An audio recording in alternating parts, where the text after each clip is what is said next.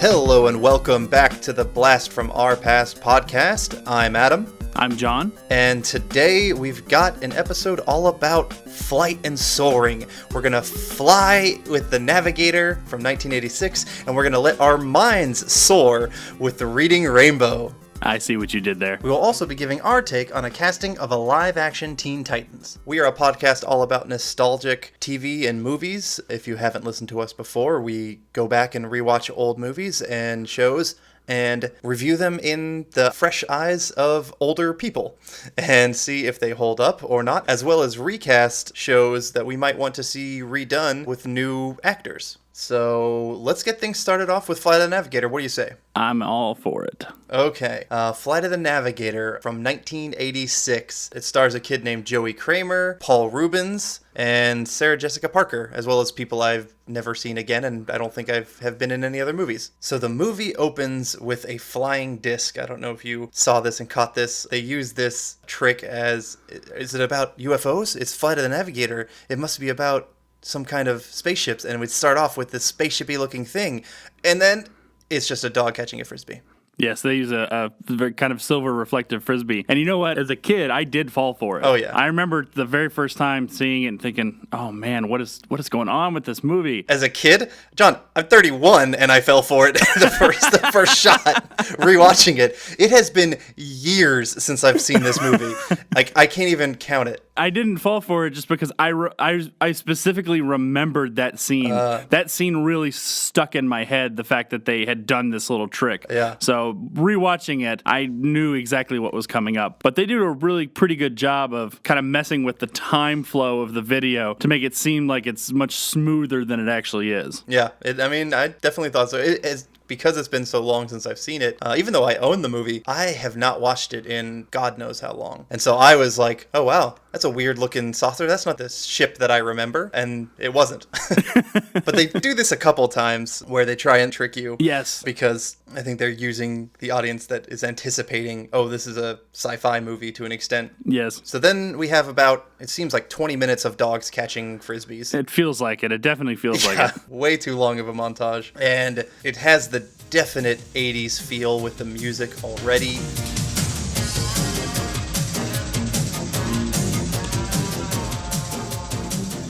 The music is actually done by Alan Silvestri, who is a great composer. He did Forrest Gump, he did Back to the Future, he did Avengers. He did so many movies, including Super Mario Brothers, a great movie. So a great composer behind it. As I'll kind of mention again later, I did not really care for his score in this film. But anyway, we're kind of going into it. It's set in 1978. We start off in 1978. Which is very apparent by the clothing. Yeah, it's very 70s-ish, but nothing really happens at the beginning. You're at a dog park catching frisbees, and there's the family, and then they all kind of get together. Really, all we see is David and his brother don't get along. Yeah. His brother, Jeff. Right before that, though, is when we have that second moment where we think something is happening. So first is the frisbees, and then we have this big shadow. The second moment is a big shadow comes across everybody at the park. They all look up. Is it a UFO? No, it's a blimp. Yeah. It's a blimp going across the sun. So that's the second tease, and then we'll get a third one later. One thing that definitely made me realize, besides the music and the look and everything, that, this is an 80s movie, was the dog that David has called Bruiser is a fairly dumb dog. It can't catch a frisbee, and the younger brother, Jeff, is kind of making fun of it, calling it dumb, and David says, "Don't call him dumb," and Jeff goes back, "Well, how about retarded?" And I was like, yes, that's dated. I caught that line. It's like, yeah, that probably wouldn't be written in today's society. No. But yeah, so we see David and Jeff not getting along. We get just some kind of back and forth of them in the car. We kind of get set up that David has a crush on this girl named Jennifer Bradley. Nothing really important's happening as of yet. We're just kind of dropping off Jeff. We're kind of getting back home. One thing that I did find was interesting was when the family gets out of the car at the end, when they just get home, the mother, father, and David, there's a very short section of music played from the movie Grease. Mm-hmm. And the director of this film, Randall Kleiser, also directed Grease. I think that was just a little nod to him. I want to mention, so the parents, I cannot remember who the father is. I know he's been in a few things, but the mother is a great actress named Veronica Cartwright, who in my mind will Cartwright will always be famous. Seinfeld, come on. No. I didn't watch Seinfeld. It's from the Chinese episode. I didn't watch Seinfeld like you did. I just didn't get into it. I guess I'm one of the few who just didn't. Okay. But all right. Let's brush past that and move back to the Flight of the Navigator. All right, fine. Veronica Cartwright, in my mind, will always be etched as the woman with the weirdest sort of screaming. I don't know if it's a scream or a moan or what it was, but she's the one who reacts first in the movie Alien when the chest burster pops out of John Hurt's chest. I forgot that was her. She pops out and then she gets sprayed with blood, and you hear her go, oh. Just this weirdest sounding scream before the alien pops out of his chest and runs away. In my mind, that's all I see is this woman, because I unfortunately just associate her with that role.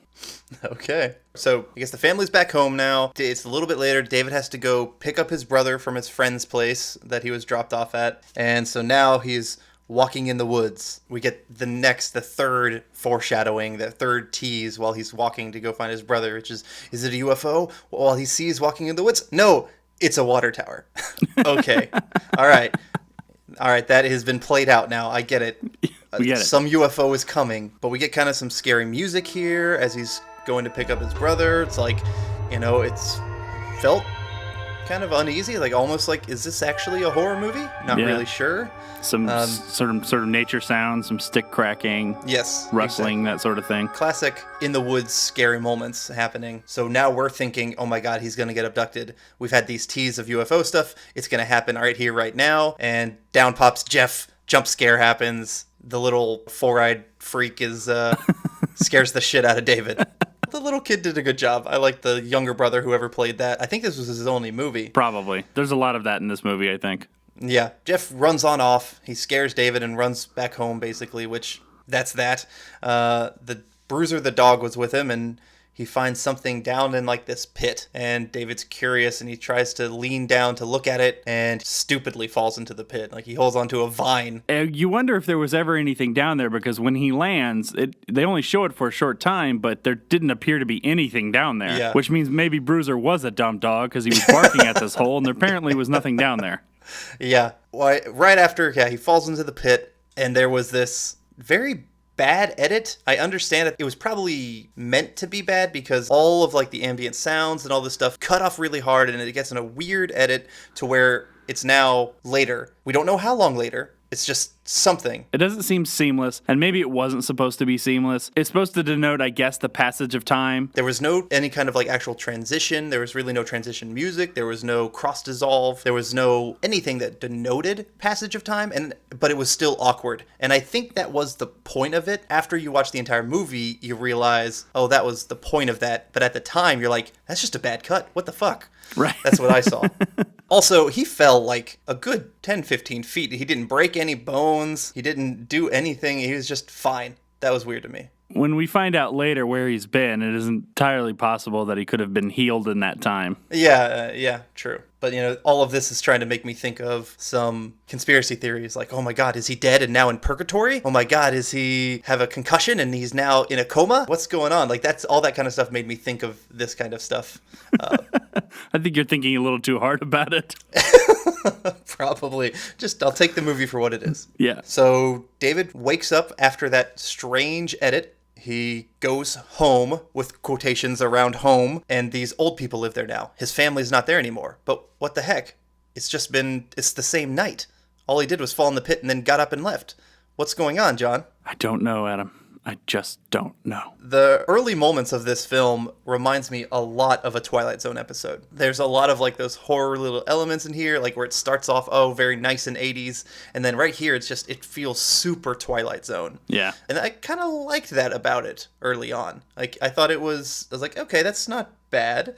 It's just kind of a little bit of mindfuck stuff happening with all of the teasing of the UFO, the fake UFOs. Mm-hmm. And then now it's definitely Twilight Zone-y, where he fell into a pit, he gets out, and now his parents aren't at his home. What the hell's going on? Basically, we find out that a jump in time. He starts talking to the cops. The old people take him to the police. We kind of just hear from kind of background discussion that this kid was called in missing and he was presumed dead, and this was 8 years ago. And so we're all like, as an audience, what the hell is happening? This kid just fell into a pit and now it's 8 years later? That doesn't make any sense. I don't know if this was an acting choice or if this was supposed to be the way the character was, but this kid, I don't know if he's anti-authoritarian, but he questions everything. He is whiny. His Yes. voice is whiny. I can't stand like just the tone, like the pitch of his voice. It's like, you need to hit puberty because this is killing me. It's gotta stop. You know, every time, you know, the cops are talking and they said presumed dead, and he goes, "Who's dead?"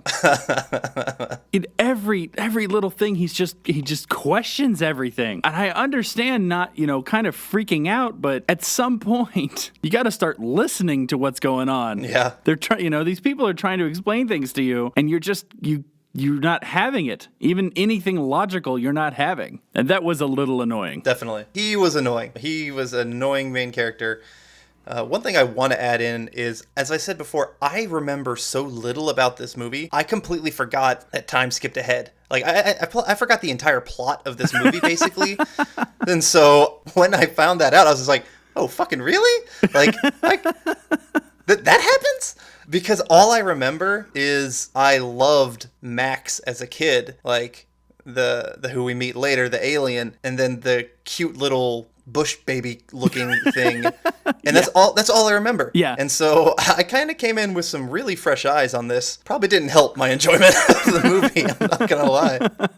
I watched it again last night, but I had just watched it a couple of months ago because my wife and I went on kind of a nostalgic bender and started making our kids watch these old movies. We say old movies. They're really not that old. We're not talking like Casablanca here. No. You know, we're talking the 80s and early 90s stuff. We tried to show this one to my kids, and while my wife and I were enjoying it, I don't really think my kids enjoyed it all that much. But I was not so fresh because I had watched it fairly recently before watching it again. So I watched it in the same eyes that you watch a movie that you've most recently watched, where you're watching it, but you're not paying attention to as much of the little details because you know you've seen it already, but enough to kind of get things. Yeah. So I forgot everything, and I'm like, okay, all right, we are ahead in time. This is weird. Everything is like, you know, not as it was. Which I'm going to call bullshit on, because they make the parents look so much older. Oh, it looks way more than 8 years. It looks way more than 8 years. You might be able to make the argument that the stress of having lost David, you could make that argument, but I know they wanted to show the passage of time in these adults, but it seemed like way more than 8 years. It seemed like 15 to 20 years had passed on them. They just needed to add some like grays on them, honestly, and change their hairstyles. But Right. now they put a lot of extra makeup on them, and it looked way older. Yeah, and it was way obvious makeup. Yes, it was. So we've met the older parents, and then we have a cut to an actual UFO thing. There wasn't really much of a big tease. We got those 3 teases earlier, and then now it's just like, oh, okay, now we're at an actual UFO that's floating, and it looks like a big silver nut, basically. Looks like a big almond or something. Yeah, yeah. And it's apparently crashed into some power lines. And so it's just kind of floating there, and government's trying to figure out what to do with it. Then we cut back to David. He's at the hospital. Things are very confusing. And then we meet his younger big brother, Jeff, who was the kid who scared the hell out of him, and they did not get along. This is kind of really the moment where David is believing that he's actually 8 years later, because they bond over calling each other their names again, like Butthead and... Yeah, very, very 80s insults. But yeah, and Butthead. And it's the first real physical... I mean, yes, his parents look older, but it's the first real physical change that he can see. Mm-hmm. This is Jeff. Jeff has grown up. Jeff is now 16. So that's the most obvious change, and I think that was the anchor he needed to start accepting that this had happened. So yeah, so they kind of bond over that. Then we cut back to the UFO, just to kind of as a, here's this thing again, and trying to make the audience think, wait, is this all connected somehow? And then David starts hearing voices. We can't make out what the voice is saying. It's kind of just like gargly. Yeah, it doesn't appear to be in English or anything. Yep, and it's pitched really low, but basically shit's going down. David's fucked up. It's still very Twilight Zone. You're hearing voices. Maybe it's a demon in his head. Who knows? Kind of cut back to the government with the UFO in their labs, and they can't get into it. It's seamless. It's just this big silver thing that they can't open up, and they have no idea how to do it. Then the hospital starts doing tests on David, as it would. These parents are terrible parents, where they just hand him over. They lose him for 8 years, and then they're just like, oh yeah, you just do all the tests. Oh yeah, just do all the brain scans and probably electroshocks and that kind of shit. Like, it's awful. On one hand, I agree, but I'm going to play devil's advocate on this. As a parent, if my child went missing for 8 years and came back looking exactly the same and no memory of the passage of time, I would probably want answers too. Yes. Now, I would probably be not as nice and kind of demand... They were very accommodating to the government. After this later, when he goes to NASA, they let him go by himself. Yeah, that's stupid. I would not have let that happen. Hell no. One of us, either my wife or I, would have stayed with him. Yeah. I would not have allowed that to happen. But then you don't obviously get in any of the hijinks that happen later when he's by himself. Yeah. So anyway, he's getting tested. They say all this sciencey talk of, wow, he's emitting high-frequency alpha waves, and he's speaking in binary with the computers. Like, just jargon that most of it doesn't even make any sense. And then they get a printout from his brain that was talking to the computers of the almond-shaped ship, the UFO. And so now NASA is like, all right, there is something here that's going on. But here's what I want to know. The printout came from the hospital. Then it was sent to NASA. How in the hell did the hospital know to send that to NASA? And not only to NASA, to that specific place, because they're in Florida. They're at Cape Canaveral. How did they know where to send it? Because the thing, it looks like an almond or a seed. How the fuck did they know that it was a UFO? Right. Exactly.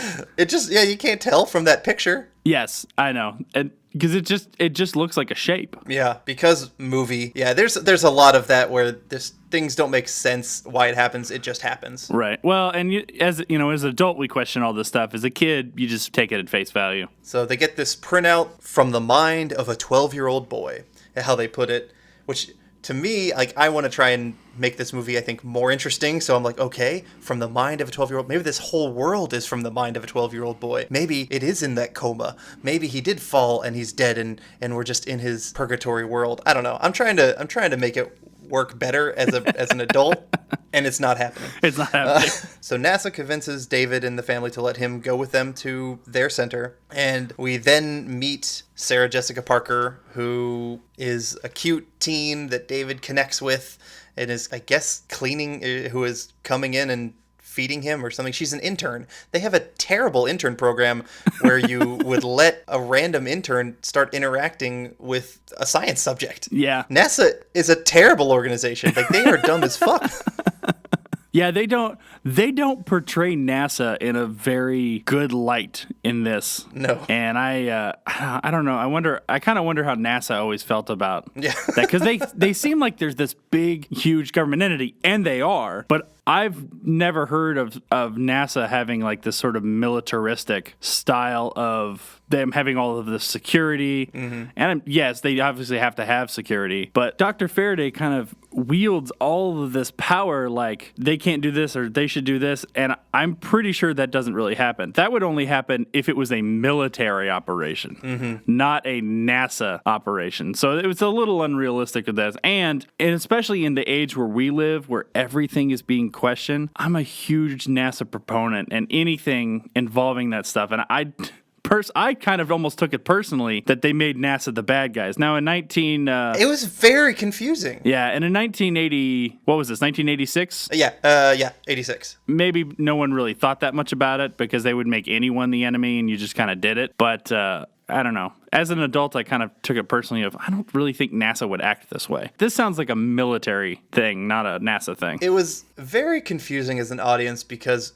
yeah, we're supposed to have NASA and this government group as our main antagonist, and NASA is something that the entire country bonded over with the space race and, getting to the moon. And it's something that it's always like for dreams and for hoping and dreaming and like going to the stars. Like, it's something that I don't think badly about NASA. I think, you can think badly about military governments or military government organizations, but like having it be NASA, I thought was really strange because I didn't want to hate them, but they were dicks.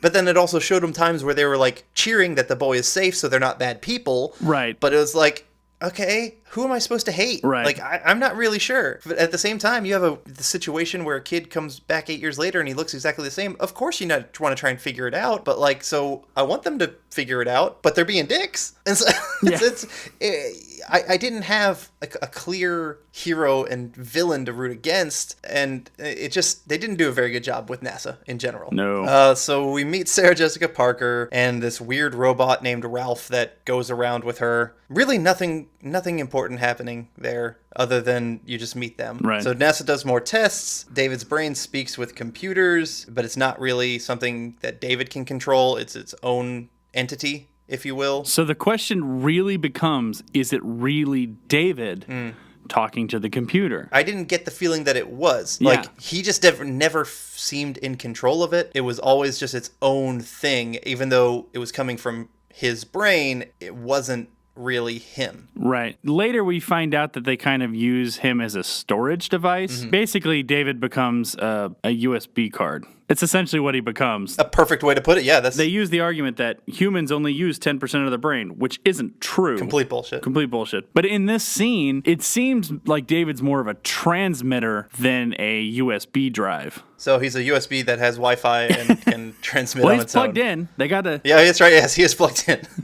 He's got crap all over his head. So David has an alien in him. He's kind of scared. Something like that is going on. There's a scene of him bonding again with Sarah Jessica Parker, and he kind of asks her help to get out. He wants to get out of NASA because he's scared and he needs to go home. And her, being just a damn intern, of course, says yes.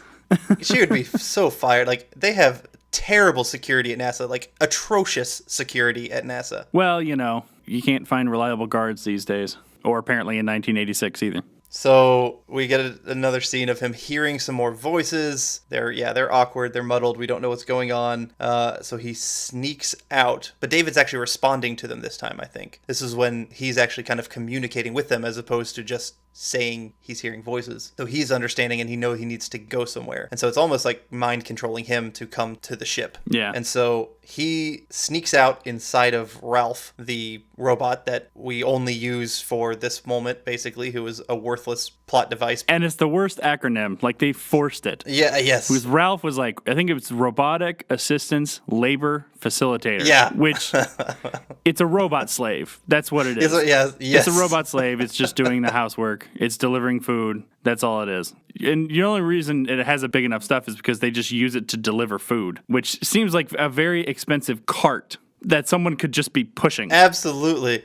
So he's in Ralph, sneaking out, and we get this very cheesy 80s music as it's driving around the NASA base, basically.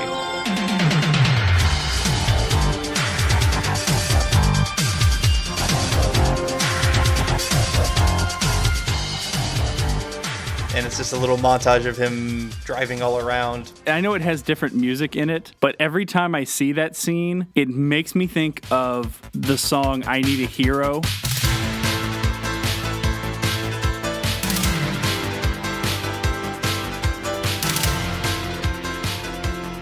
That was used in the movie, I actually think it was in Short Circuit 2. Oh. Kind of the chase scene in Short Circuit 2. Yes. Because that's what I see, is I just kind of see this, it looks like almost like a chase scene, because it's constantly has something behind it that you think maybe is chasing after it, then it turns out it's not. But in my head, that's the song that's playing. Okay.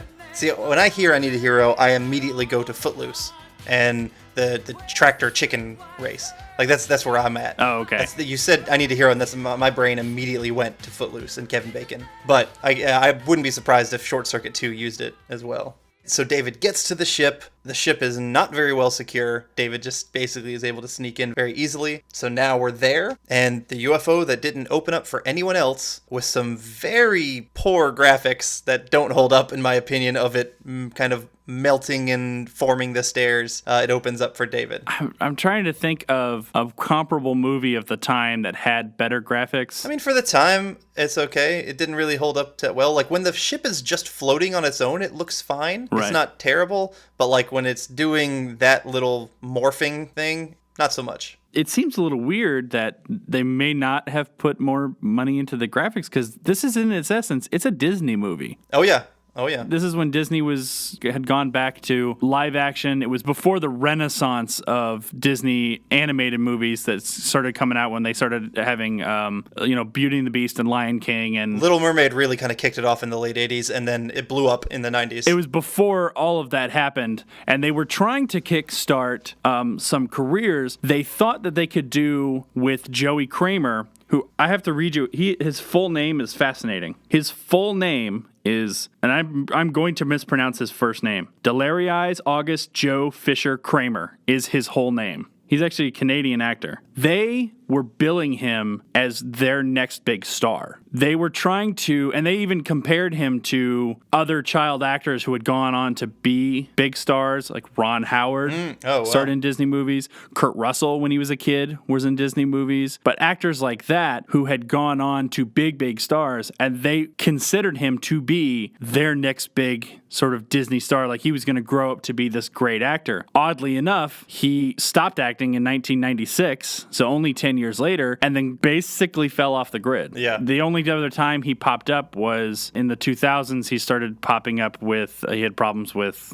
drugs and arrests and stuff like that. So he fell into the much more conventional child actor faults. Yeah, kind of. It seems like kind of unfortunate because that's all I know of what he did after he stopped acting was run-ins for narcotics, and at one point he was arrested in connection with a bank robbery. And good times. Yeah, who knows what else he had been doing, and you never want to judge until you know what everyone's full story is. But I don't know if he could have been their next big actor. Probably once their animated renaissance started happening with Little Mermaid and Aladdin and all that stuff, they probably just stopped pushing the live action things because the animated were starting to make them so much more money. I can kind of see where they think they're going to have this thing and then they realize, oh, we're making more money in animated, and they just kind of let all of that go. Unfortunate for a child actor because you need to build trust, and as you're still a kid, even if you're a working actor, you're still a kid, and it's hard to take rejection at that age.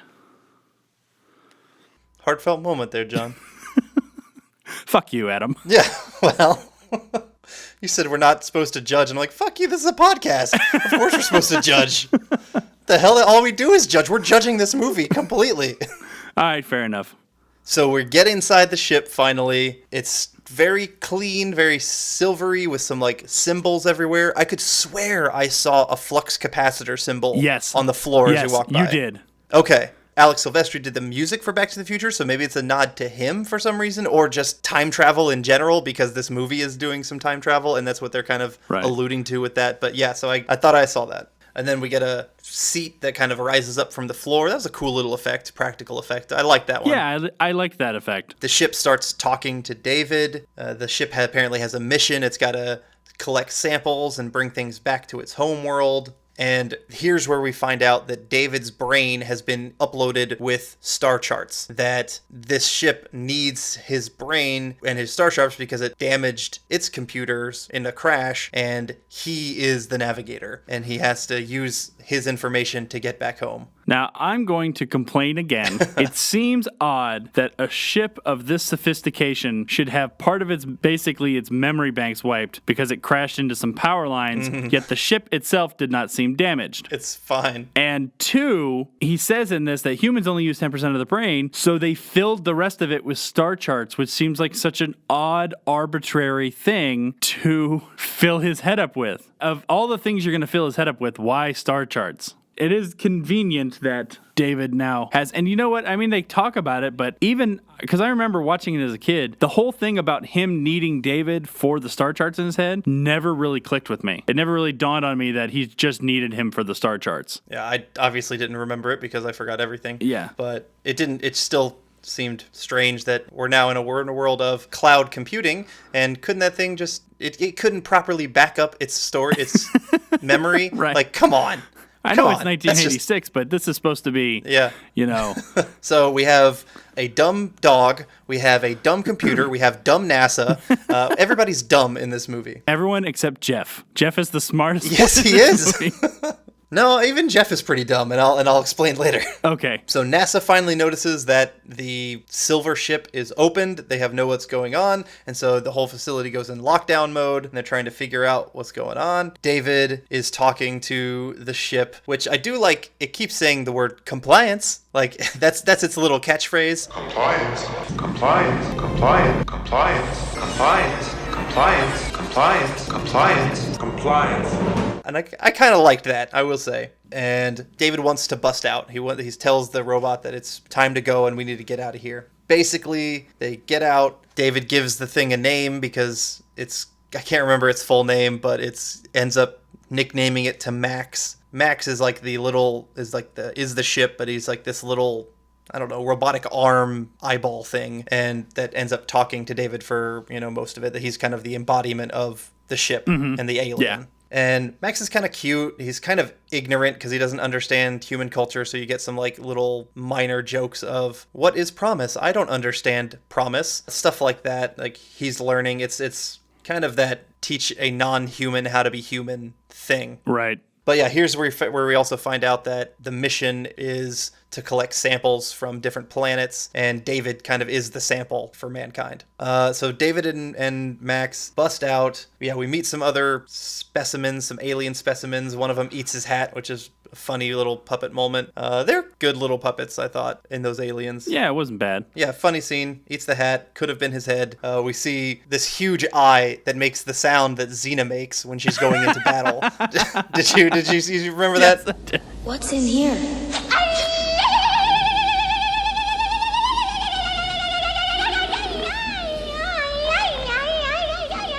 And then we meet the little Pubmarin, which is just a cute little three-limbed bush baby, little like small monkeyish kind of looking thing. Yeah, there's really no easy way to describe it, is there? I keep going back to a bush baby because that's kind of like the animal. If that had sex with a seahorse, I think that's kind of what it would look like. Yeah, it does. It does kind of look like the lower half is like a seahorse or a shrimp if it had like a hand at the end of it. Yeah.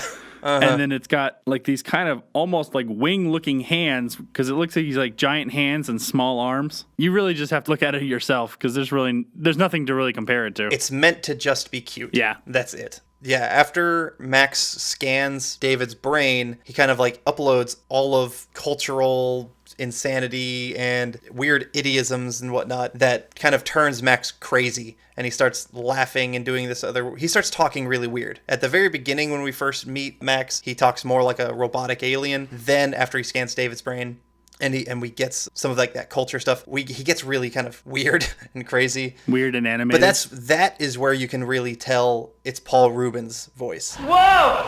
This can't be happening. I think I've gotten some stuff out of your head that has nothing to do with navigating this ship. You sound just like a human. No! That dumb dog will never learn to catch a frisbee. You are an inferior species, you dumb dork.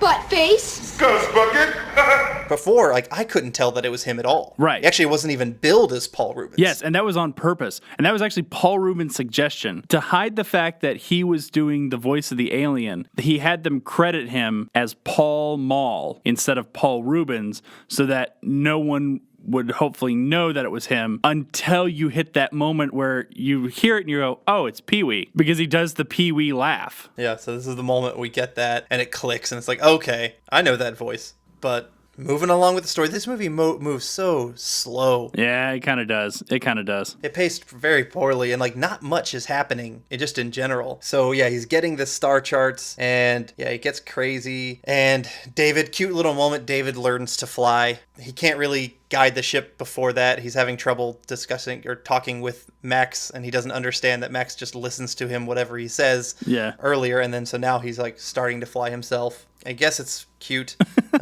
It's kind of a tossing him into the water to teach him how to swim because he basically just goes up and Max just kind of like shuts down, says, okay, Turkey, you fly it. And then just shuts down, and then you just see the ship falling and David kind of going, okay. We then cut to a scene where Sarah Jessica Parker is talking to the family, and she's letting them know the real truth. Because apparently NASA are lying bastards. Yes, NASA are lying stupid bastards. Then David just kind of like flies around for 20 minutes. Like he's trying to get home. And this scene in particular, just this set of scenes was just boring and useless to me, where he first flies to Tokyo, which was atrocious green screen. He flies there, and it's obviously just, all right, we're in Hollywood. We need some Japanese-looking people in front of a green screen, and it does not look good. This is another instance of what I'll call bullshit in the movie. It appears to take absolutely no time for them to get from Cape Canaveral to Tokyo. But it seems to take them a lot longer to get from Tokyo back to Cape Canaveral. If he could have just said, go back to the coordinates where I got in the ship or something like that, boom, it's fucking done. He's done there.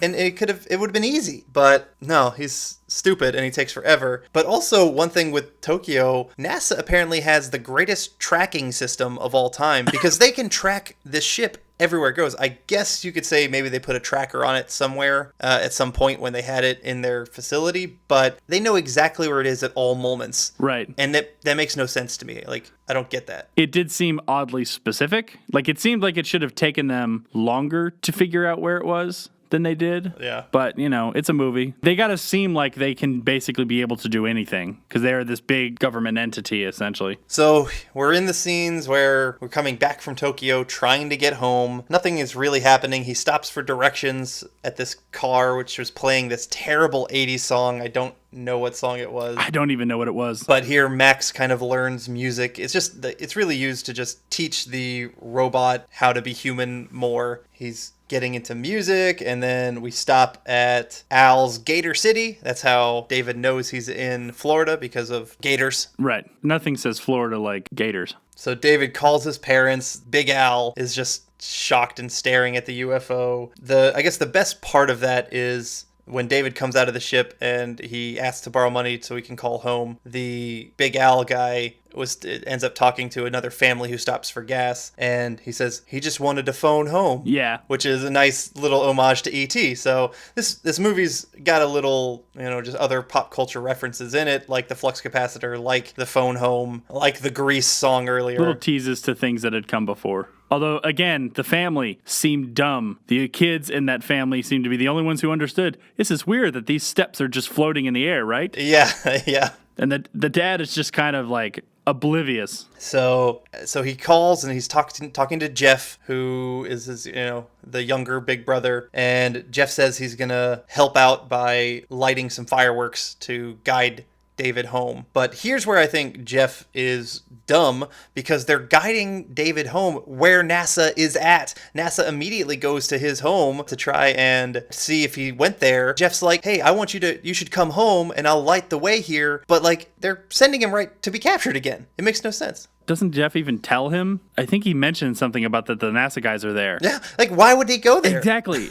That part of it made no sense. And I realized maybe it's just that he's a 12-year-old boy, his panic, all he wants to do is go home. And he somehow thinks that if he gets home, they can't touch him. He'll be safe. So David gets there eventually, and instead of stepping out of the ship, he wants to stay with Max, and he wants to try whatever he can to go back in time, because one thing we didn't mention was Max said he normally takes his subjects or his samples back in time because the ship can go back in time, because I guess it has a flux capacitor. Because science. Yeah, but he said that David's body is too frail and he might not survive it. Seems weird because those other animals also seemed a little frail.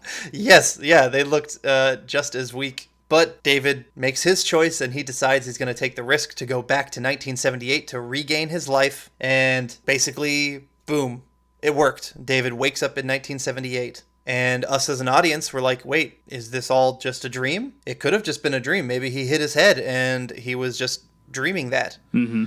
But he gets back to his family, and they're going out onto the boat, and the one thing that proves it wasn't a dream is the little Pubmarin bush baby shrimp whatever thing Shrimp seahorse is hiding in his bag, and because David took it with him. Well, that brings up another thing, because I wondered about this. Because he almost seems, I know he seems surprised that it stuck its head out, but it almost seems like he's surprised that it's there. Like maybe it stowed away with him, and not that he brought it with him. Yeah, that's possible. But it's the proving element that it wasn't all just a dream. It wasn't all fake. It was a real thing that David went through. So, that's the end of the movie. I'm just going to say I didn't think this movie was special. As a kid, I loved Max, and I remember him being so hilarious.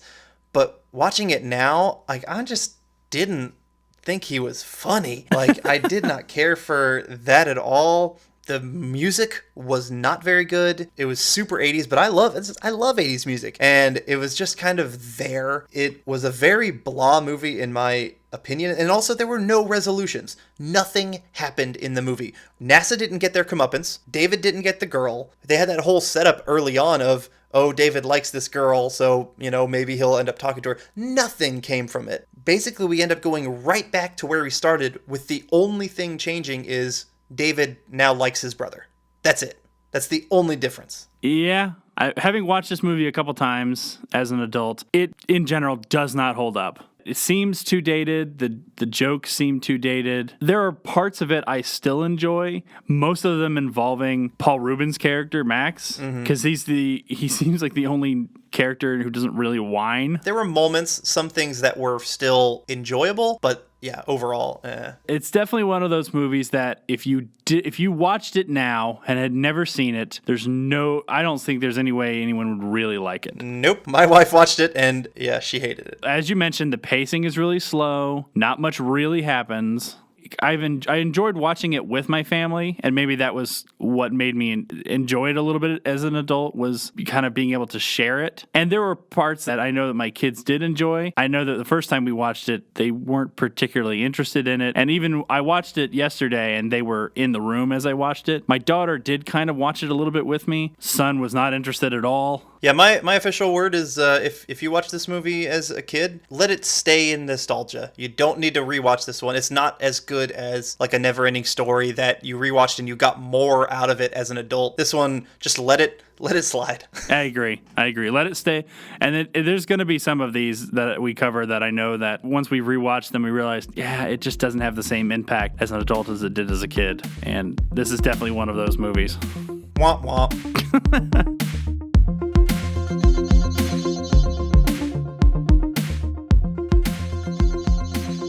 All right, so now let's get started with The Reading Rainbow, Let Our Brains Soar. It started in 1983 and went all the way to 2006. It then did start up a mobile app. It had a big old Kickstarter and kind of rejuvenated at one point with LeVar Burton as well. The show won 26 Emmys in its lifetime, and it is basically a show where LeVar Burton kind of teaches kids about the fun of reading. It was on PBS, so it was kind of very low budget, but very educational based. And it starts off with like another classic song, just great song that I remember from my childhood.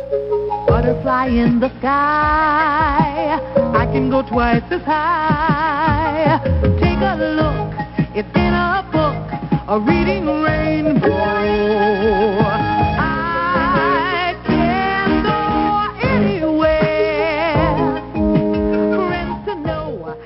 I think everyone remembers this, and I have a couple of stories. So when the app it had just come out, the Reading Rainbow app, so this was a few years ago. Since I live in Las Vegas, we have a very big Star Trek convention every year. It's the biggest one. I think it's the biggest one in the world. It's sort of the main Star Trek convention. And one year, when my son, who's now 7, I think he was probably 3 at the time. So this was about 4 or 5 years ago, right when the app had come out. I was in line to get an autograph from Star Trek The Next Generation, including LeVar Burton. And when we got to LeVar Burton, they have they're used, they've been doing this for a long time, these conventions, and they know how to kind of make idle chit-chat with the people who are coming through, and they know that the people who are coming through have these connections with them because they've watched them in their living rooms for so long. So they know how to kind of engage, but they know at the same time they're trying to move because there's so many people trying to get in line for this stuff. And so we get up to LeVar Burton, and I mentioned to him that my son loves the app because I had recently downloaded it, and we'd gone through some of the free books. He stops the line, pulls out his iPad, starts to show my son and I the finer points of the app and how it works, because he knew that my son is the audience. He knew that I was the gateway because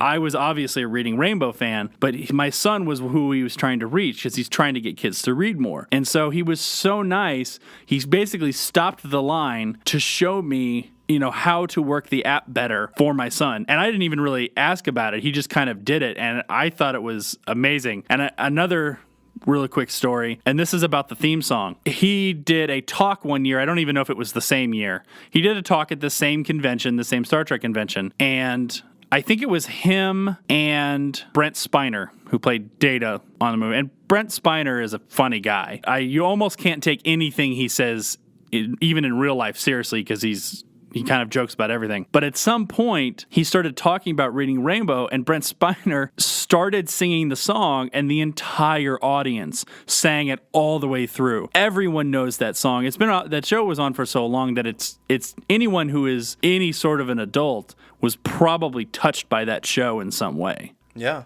Speaking kind of about LeVar Burton and your story of him just stopping the line to show your son the app and whatnot, to me that ties in with his genuineness that comes across in the show as well. Like, LeVar just seems like such a nice, genuine guy. He's not a judgy kind of person. He is really the Mr. Rogers of our generation. There's Mr. Rogers for like the slightly older people, and for me, LeVar Burton is that kind of guy and that character, to where we invited him into our homes and he's just someone that I would immediately trust. This is LeVar's legacy. Even though he was great in Star Trek Next Generation and other stuff as well, this is what he is going to be remembered for, and we have so much love and passion for what he helped us do and learn with Reading Rainbow, that he's the kind of guy that I could just be like, man, I could just invite you into my home and you're going to be just a perfect house guest and you're just a fantastic guy. You can just, it seeps through the TV with that.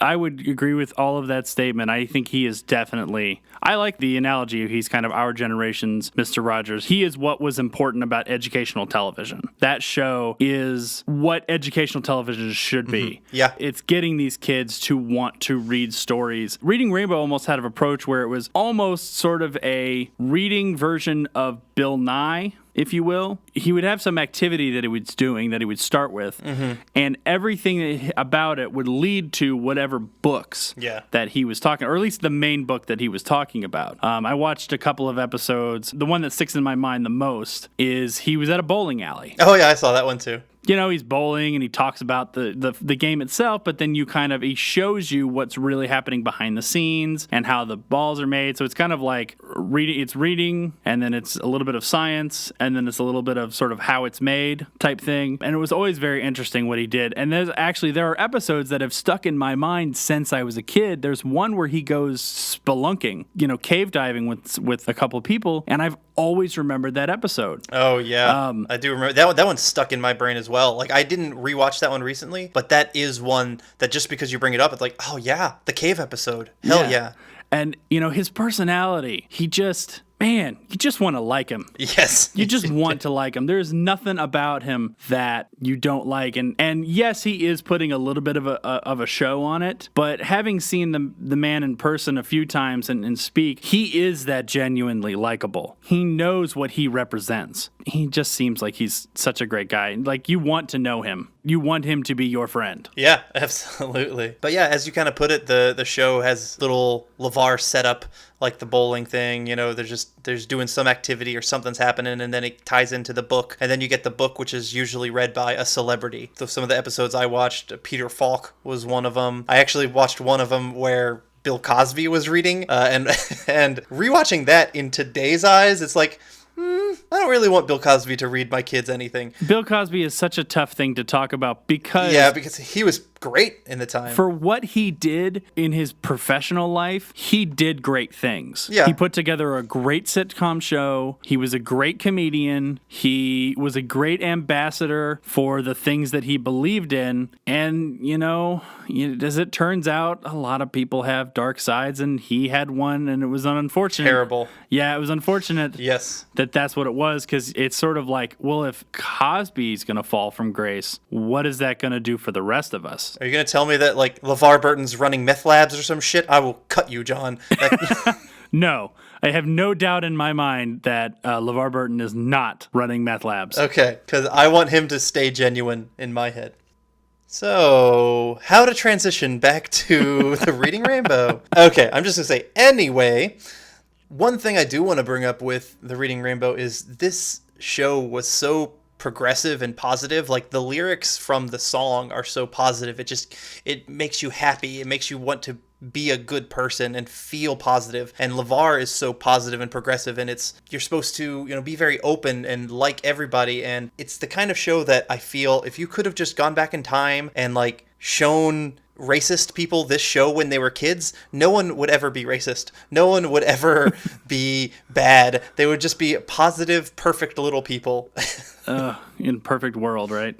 Yeah, in a perfect world. But yeah, the show is geared to kids, but rewatching it, I still liked it. I liked it quite a bit. I didn't care for really the readings of the books like that. I'm older than that, but the parts with LeVar or where you're kind of learning things behind the scenes, I really enjoyed that. And it's not a show that I think I would go out of my way to rewatch nowadays, but obviously it is a show I will show to either my kids if I have them, that I'll show to any kids I'm babysitting or whatnot. And if it's on, I will sit and watch it. Yes. Like, I really did enjoy rewatching this show. I did too. And I watched a couple episodes, and I got my kids to watch with me, and they actually kind of, apropos to what you said, they did seem a little bit more interested when the kids were reading the books or the books were being shown. They were paying attention to that more than when LeVar was talking. But for me, it was LeVar. I rewatching this show was me watching LeVar. It was not watching it for the books. No, not at all. But it speaks volumes about the show that I'm sitting with my kids watching a show. We're watching it for different reasons, but still getting something out of it, which means he knew his audience. He knew that it was kids watching, but it was also parents watching with the kids. That's a good way to put it is LeVar also, he doesn't talk down to the kids in the show at all. Like, you're not talking like, oh, I have to talk stupid talk so these kids understand me. Like, it was very one-on-one level where you felt very accepting, and it was for everybody. And yeah, you got these great moments where you see the science behind something and that the kids may not understand or really care, and they just want to see the fun pictures and hear the book being read in funny voices. But as an adult, like, I loved that science behind the other stuff, and just the way it was presented was good for everybody. It was presented to the kids in a way that they saw as accepting and equal, and then also it was presented in a manner that adults can pick it up and be like, oh, wow, I didn't know that about bowling, or I didn't know that about dominoes, like that kind of thing. Right. Such a friendly, great little show. Like, it has some cheesy moments. There are bad puns. There are silliness, but it's so acceptable. It's part of the flair and the fun of the show. Yeah. And, if you go back and watch older episodes, yes, the fashion is different. The technology is different. Yeah. But you can still pick up stuff. And it's a show that I wish was still on. And I realize for as much as we associate LeVar Burton with the show, he doesn't technically own the show. It's someone else who owns the show. Yeah, WNED, which is a station, has actually sued LeVar Burton because of his podcast. He uses the phrase, "But you don't have to take my word for it," which he used in every single episode of Reading Rainbow. But I do want to plug LeVar Burton's podcast, which is called LeVar Burton Reads. He's getting sued by the station because they own Reading Rainbow. But, like, to me, I'm sorry. That's LeVar's phrase. That's too bad. Yeah, it seems like such a petty thing. And I hope they realize that they must not care that, they own... whether or not they own the phrase, I guess, that's up for the lawyers to determine. That's way above my pay grade. But I really hope they realize that it makes them seem incredibly petty. Yes. It goes against the entire feel and just reason behind the Reading Rainbow it seems. And so I hope that gets solved. Yeah, I hope that gets resolved, and I hope they just drop it because they realize how incredibly stupid it makes them look. And we should probably change the subject before I get actually angry about it. Yeah. Have you listened to his podcast? I haven't. I haven't either, and I'm going to remedy that very quickly because I love podcasts. I listen to a lot of it, obviously, because we're making one. Yeah, but in all, this was a great show. I do like they had, at the end of each episode, they have kids recommending other books for kids, and they have like that sound that goes in between each one.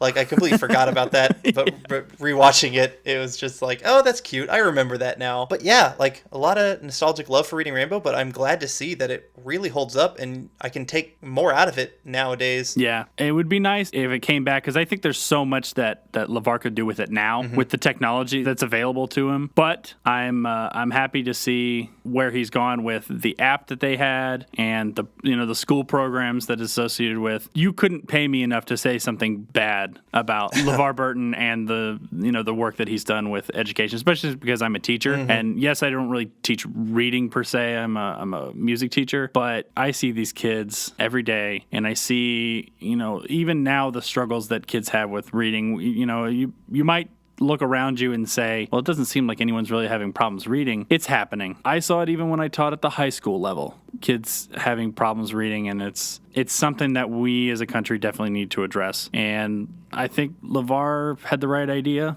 or the showrunners, whoever created the show had the right idea. And you can definitely go back and rewatch this with your kids, or just go back and rewatch it as an adult, and you'll get something out of it. Maybe you should send a couple DVDs over to the high school for some of those Dumbo kids who can't read. That's a horrible thing to say.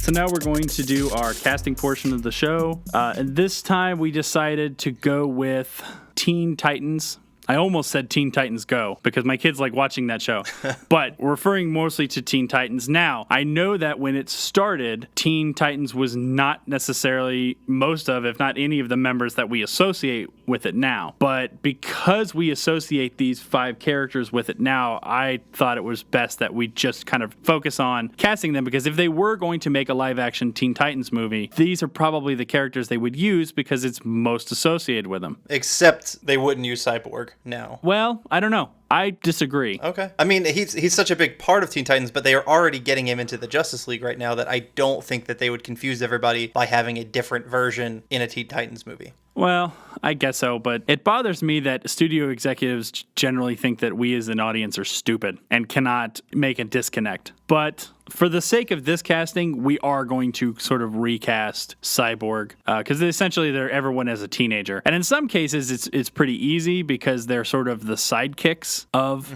other people. So I am mostly familiar with Teen Titans from the TV shows. I've never been a huge DC fan. I'd never really followed their comics as much. I did a little bit with Batman when I was younger, but mostly I've been a Marvel guy. So I mostly associate them with the better TV show that was on in, I believe, like the mid-2000s. Adam, did you have much interaction with Teen Titans? No, I honestly didn't even really watch the show at all. So, I mean, I've seen it a couple times maybe, but I never read the comics. Yeah, I'm similar to you in that I never really read DC other than I own a lot of Batman trade paperbacks and just graphic novels, because Batman's stories are some of the best stories in all of comics. Yeah. But in DC in general, it's not really my thing, so I never really knew Teen Titans other than watching the cartoon maybe once, maybe twice at most. Yeah. But even then, I was a little too old for the cartoon at the time, as were you, but like still, that's my only real familiarity with them is that cartoon as well. Right. So, in the age of superhero movies, the idea of a Teen Titans movie is not unreasonable. I'm sure it's very reasonable. I'm sure it's probably in the works. If it isn't in the works, it's definitely been discussed. So we're going to talk about, if we were in charge, if we were the casting directors of the Teen Titans movie, who would we want to see in these parts? And we'll focus on just the main 5: Robin, Beast Boy, Cyborg, Starfire, and Raven. For me, it was a little tough because I'm not as familiar with a lot of the young actors. I realized that I was more familiar with young actors when I was a kid, who are now much older, so I remember them from their teenage years, like, not that I would cast them in this movie, but like a Fred Savage, who I associate with being young, but yet is this, if he's not the same age as me, he's a little bit older. Yeah. So that just wouldn't work. So let's just jump right into it. Teen Titans. Yeah, I'll say I tried to stick to people who, which I'm sure you did as well, people who could either play teen, they didn't have to be teenagers. I pretty much stayed to people who are 25 years or younger, so that way they could skew to teen if they needed to. I agree. Actually, I tried to stay with people who were basically 20 or younger. But in one case, I did end up going with someone who was 25 but did look young. See, I mean, if Marvel can cast Tobey Maguire as Spider-Man when he's like 57, I think, when he got hired, then I can put in a 25-year-old. Yeah, okay. So let's just start off with the face of Teen Titans. And it's the character that probably is what hooks you in because it's the most recognizable. It's going to be your gateway character, if you will, into this team. And that's Robin of, Batman and Robin fame. Mm-hmm. And there have been iterations of Robin, famously Burt Ward, which we almost always associate Burt Ward with Robin more than anything else. Do you know which Robin it was? Because it's not Dick. Was it Dick Grayson or was it Tim Drake? I thought it was Tim Drake just because there's been many versions of Robin in the comics. I just couldn't remember if it was Tim Drake because Dick Grayson goes on to be Nightwing, right? And Tim Drake becomes the Robin for the Teen Titans. Do you know off the top of your head? I don't, and I'll be honest with you, and I can guarantee you the audience is going to feel this way. Nobody cares. Okay, all right. They just see Robin. Yeah, that's fine. They just see Robin as what he is, and if we get any comments on this episode, it's going to be about my indifference to who is playing Robin, or who is Robin, which character is Robin, or whatever. Yeah. I've never cared. Okay. I've never cared about all of that because I just see Robin as a kid. I just see Nightwing as an adult. I don't put the two together. I realize that it's ridiculous of me because I'm probably a lot more scrutinous in my Marvel canon than I am in my DC canon, but I've just never cared.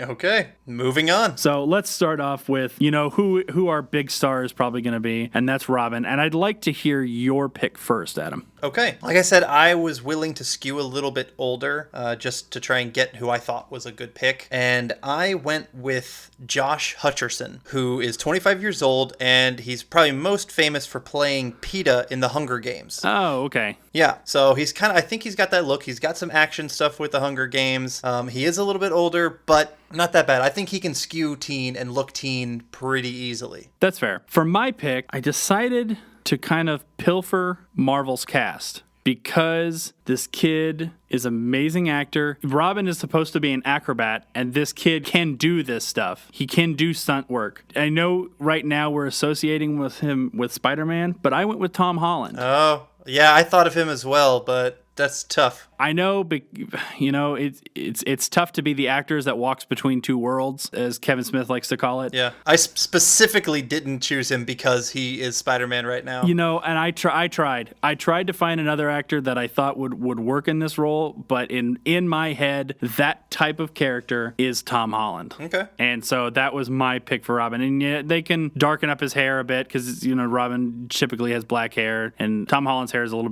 bit lighter brown. Mm-hmm. But I think he just would be a good choice. Okay. Not going to disagree with that. All right. Let's jump to probably one of the most beloved characters in Teen Titans because of just kind of how she is. Emo? Yes. We're going to go with Raven. I knew you were going to talk about it because, yeah, she's probably like the second favorite behind Robin. She's got a really cool look to her. Yes. And is one of the most, because I've been to several, Comic-Cons now. I always see a Raven. Always. Mm-hmm. I hardly ever see anyone else. Maybe a Robin, never a Cyborg or a Beast Boy or a Starfire, but I always see a Raven. I went back and forth on a couple people, but I decided I wanted to make a definite pick, and it might seem a little unconventional because she's kind of known for, not necessarily known for being animated. She's definitely a good actress, and I think she could pull off the emo thing. I don't know if I've ever really seen her in an emo type role, but I went with Chloe Grace Moretz. Oh, so that is someone who I put on my list as well for that role. As Raven. I just think she could sell it. Yeah, I mean, she played a vampire in the Let the Right One In remake. Okay. So I think she could probably be stoic. Yeah, and she was the other name that I put, but she wasn't ultimately who I went with. All right, and who'd you go with? So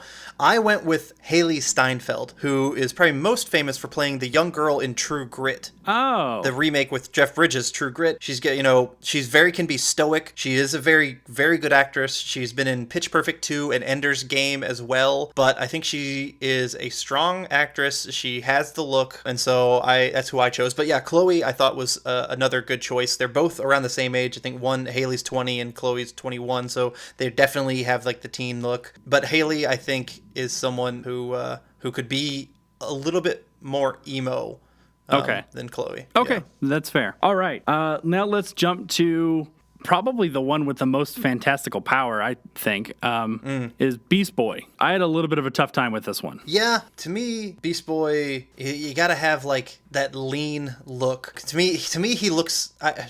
Just because I'm a Marvel fan, he looks like a ripoff of Nightcrawler, but he's green and has no tail. Right. Yeah. That's exactly what he looks like to me. So I want someone who's kind of lean, who can kind of pull that off. Also, I always just kind of had like a roundish face. Maybe I'm just thinking too much of the cartoon from it. Right. Anyway, I went with a kid named Asa Butterfield, he's around 20 years old, but he is best known as Hugo from the movie Hugo. He was also Ender in Ender's Game, so he's done some kind of like big sci-fi action stuff. But I think he could probably pull it off. He's done some big movies before, so I think it would make sense. Adam, I have one name listed beside Beast Boy. Do you want to know what that name is? Asa Butterfield. Asa Butterfield, all right. So we're definitely on the same wavelength there. He has a look of he could be a Beast Boy. I didn't see Ender's Game, but it seemed like he definitely could probably play the action. Mm-hmm. I'm sure he could be trained well enough. His acting was great in Hugo. Yeah. For such a young kid at that time. I know this was 5 or 6 years ago that we had Hugo. Mm-hmm. But yeah, he was the only one I could think of putting in that role. Yeah. That was about perfect. All right. Another one that I had a little bit of a tough time, but ultimately I think I like my choice, was Starfire, the other female in the group. Kind of bubbly, almost naive. Yeah, she is in the cartoons. From what I looked into a little bit of her backstory, and she's not nearly that naive in the actual comics. She's actually got much more of a darker history and things like that. But at least from what we're familiar with, she is kind of a bit of a bimbo. All right, I wasn't going to go that far, but all right. I'll go ahead and say I went with someone who I think has come into her own as an actor. She has a very famous sister who is a very good actress. I don't know. I don't want to say has fallen off the grid a little bit, but it does seem in the last few years we haven't seen her in as much stuff since she's been older. I'm talking about the sister anyway. But I went with Elle Fanning, who is sister of Dakota Fanning, younger sister of Dakota Fanning. Mm-hmm. Elle Fanning has had a couple of big roles. Yeah, Super 8. Yep. And even recently has been in a couple of big projects with big, good actors. And, she's got the look of it. I think she would fit well there. Yeah, that's a good call. I actually specifically went to IMDb and checked on Super 8 because I really enjoyed that movie. And I'm like, I haven't seen these kids in anything. And I thought that they would be good fits for this, but ultimately I didn't go with any of them. But I do like your call on Elle Fanning. All right. I thought about a couple different people. I thought possibly Bella Thorne, maybe just because she has that red hair already as an actress. I thought of Zendaya, who plays Michelle in Spider-Man Homecoming. Yeah. She's a good actress, but that's not who I went with. I went with an actress named Willow Shields. She's 17 years old. She played Primrose in Hunger Games. So I kind of went back to Hunger Games. Also, she's been in some big stuff, big action-y kind of things, but I think she could have the look. And yeah, so I thought Willow Shields might be a good call, but I could totally see Elle Fanning in it as well, either or. All right. And now the one that is going to be just controversial on whether or not they would actually use it. Mm-hmm. And I actually thought about just putting, and I'm embarrassed because I cannot remember his name off the top of my head, the person who's playing Cyborg now for the upcoming Justice League movie. In my head, I'm thinking they have the technology, and the character itself is a lot of motion capture. They could possibly just use the same actor and make him look a lot younger. But in the interest of trying to recast it, I did go with someone else. Do you want to go first, or would you like me to go first? No, I'll go first. Okay. I went with an actor who is actually best known from the TBS show House of Pain, Tyler Perry's House of Pain. His name is Laramie Doc Shaw. But I want to say what I like about him. He was in Planet of the Apes, and he played a character named Ash. And I saw some of the behind-the-scenes stuff where he is in like the whole motion capture suit, and he understands that world already. And he did some really good work, as an ape. And so I thought being in this role of Cyborg, that would be heavy CGI, heavy motion capture, would be someone who understands that a little bit better. And that's someone who's had that role. And so, yeah, Laramie Doc Shaw. Adam, anyone who doesn't know us might think we're twins. because we seem to have we're having this connection with this because I also went with Laramie Dog Shaw. I am shocked. Wow. Specifically because of his work as Ash on Dawn of the Planet of the Apes. I thought I was going to shock you with that one. I was like, wow, John thinks I'm going to go real deep because I've got a good deep cut here with Laramie Doc Shaw. But no, you had it too. I went with the same one. And you know what? Maybe these are just obvious characteristics that we would like with this. And you know, like I said, people might think we're not twins. We have like 5 years between us. There is no connection there. Well, for every one of our castings so far, we've had at least one person where we've thought the exact same actor should be that. So yes. And now we have two in this one with Asa Butterfield and Laramie Doc Shaw, which is kind of funny. And even then, you had considered Chloe Grace Moretz. No, yeah, I did. Yes, well. I did. She was on my list. So obviously, we have a very, very similar taste in movies and actors and the way we think we should go. No. So yes, I also went with Laramie Doc Shaw, and I was all prepared to give backstory on him, and you did it for me, which made my job so much easier. Which was great. Obviously, we shared a lot of similar ones, but I like it. I really have and this might be the first time, not to say I disagree with you all the time, but this is probably the first time where I don't disagree with your choices at all. Yeah, and yours as well. Any of them, and think I would go see either one. Either cast, anyone in any part, I would go see that movie. Mm-hmm. You know what? I'd like to see it. I'd like to see that movie happen. But as I said in the very first episode, I cannot get enough of superhero movies. Yeah. I need more of them. I need all the superhero movies. Everyone. I want everyone's catalog made into a movie. I just don't care if anyone's sick of it. I want to see it. So good. Actually, makes me feel really good about my choices for that. And, I agree. I think you made great choices, John. Thanks, Adam.